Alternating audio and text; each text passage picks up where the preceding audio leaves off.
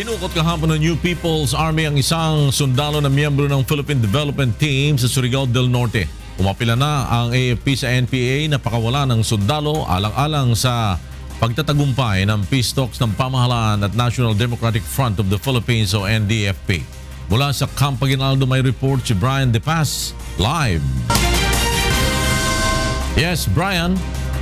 Flor, sa gitna ng nagpapatuloy na usapang pangkapayapaan sa pagitan ng pamahalaan at National Democratic Front, isang sundalo naman ang dinukot ng New People's Army kahapon.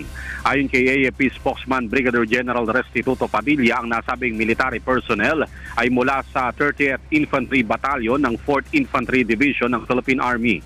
Ang nasabing sundalo ay miyembro ng Peace and Development Team sa Barangay Budlingin, Alegria, Surigao del Norte Province.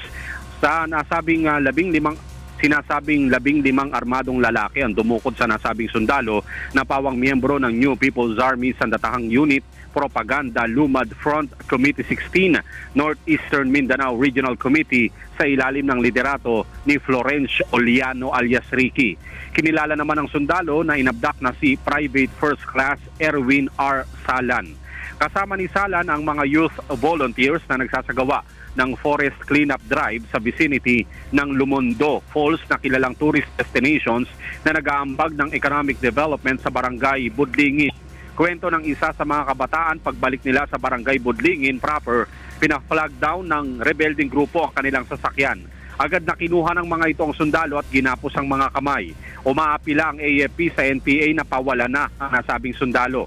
Ito'y sa gitna ng umiiral na peace talk at peace process at hindi pa huli ang lahat. Yan muna ang latest. Balik sa iyo, Flor.